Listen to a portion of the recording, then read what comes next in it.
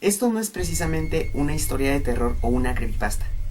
Es una experiencia ingrata que tuvo que vivir una familia al momento de llegar a una casa. Ellos jamás pensaron que esa casa estaría llena de misterios, pero a la vez de muchos horrores, sobre todo espectros paranormales. Esta casa en un momento se hacía llamar la Venda Sexy.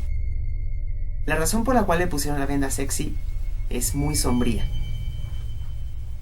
Hace unos años en Chile sucedió el golpe de estado, el cual terminaría poniendo a Pinochet en el poder. Pero ojo, no quiero entrar en tintes políticos, no quiero entrar en esos debates, porque si no, perdería la gracia de la historia. Entonces, regresando a la casa, una vez de que este acontecimiento se da, el dueño de la casa, que era un señor de clase media, se ve en la necesidad de ceder esa casa a los aparatos gubernamentales que se habían establecido en esa época, sobre todo a uno que se hacía llamar la DINA. La DINA se caracterizaba por infligir todo tipo de torturas aberrantes a aquellas personas que estuvieran en contra del nuevo régimen de Pinochet, que hayan estado a favor del régimen anterior. Entonces, también se caracterizaban mucho por secuestrar a personas y desaparecerlas. Lo que caracterizaba a la Venda Sexy eran las violaciones que se cometían tanto a hombres como a mujeres por parte de los soldados y de los oficiales que se encontraban ahí. Las violaciones tenían una particularidad muy horrenda y a la vez muy escalofriante. Muchas veces se llegaban a utilizar perros para cometer estos actos. Ustedes ya se imaginarán el dolor que debieron haber atravesado esas personas al momento de tener el infortunio de pasar por ello. La Venda Sexy se llama así porque al momento de que ocurrían las violaciones, a los prisioneros los vendaban de los ojos. Les vendaban los ojos para que no vieran lo que estaba pasando. Pero no solamente la Venda Sexy se limitaba a las violaciones, sino a otro tipo de torturas.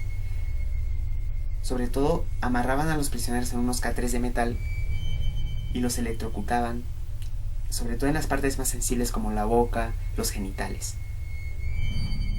Habían asfixias, por ejemplo, ahogaban a los prisioneros en unos estanques enormes de agua que muchas veces la mezclaban con orina, con heces, con desechos, lo cual muchos morían por infecciones, otros por ahogamiento seco, les ponían una bolsa de plástico para asfixiarlos. En fin, ya se imaginarán todas las torturas que se cometieron en aquel lugar. Algunos vecinos comentaban de que en esa casa particularmente ponían música muy fuerte, música estridente para que los vecinos no pudieran escuchar los gritos y los bramidos de las personas que se encontraban ahí al momento de someterse a esas torturas. Todo esto que les acabo de contar no son más que los testimonios de las personas que tuvieron la fortuna de sobrevivir a aquel lugar.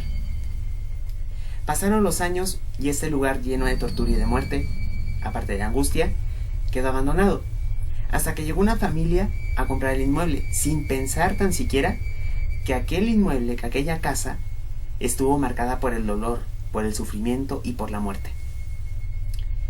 Fue ahí cuando empezaron los problemas, porque esta familia empezó a experimentar cosas muy extrañas, sobre todo pues los hijos. El hijo mayor veía, sobre todo en la alacena y en la sala, a personas que él no conocía y que muchas veces se le acercaban a él. Pero lo que él describe, más que nada, es de que esas personas tienen un aspecto muy triste. Están muy demacradas. Daban señales de que habían sufrido muchísimo. El hijo menor, sobre todo, también afuera de la casa, también veía personas que estaban deambulando por el patio. Las cosas fueron empeorando porque cada vez estas apariciones, estas visiones se manifestaban con mucha más frecuencia. Esto preocupó bastante a la familia. De hecho, hasta han hecho un reportaje hablando de ello, hablando del hecho. Entonces, al momento de investigar, al momento de indagar acerca de la historia de esta casa, sobre todo el padre quedó bastante consternado y sorprendido porque ellos no sabían que estaban viviendo en un centro de tortura, en un centro en donde mucha gente murió, donde mucha gente sufrió, que fue torturada. Entonces fue ahí cuando este inmueble tomó mucha más importancia dentro del ámbito social en aquel entonces. Pero esto no quita que las experiencias que esta familia vivió hayan sido muy aterradoras, porque los niños veían inclusive las caras de aquellas personas, y déjenme decirles que esas caras daban señales de que habían sido brutalmente maltratadas, estaban sufriendo mucho, estaban tristes, deambulaban, no tenían rumbo. Se podía percibir un ambiente de angustia, un ambiente de tristeza, lo cual eso aumentaba el escalofrío y el terror de aquellos chicos. Como les he comentado a continuación, esta no es una historia de terror, es una experiencia de una familia que fue a vivir a esa casa.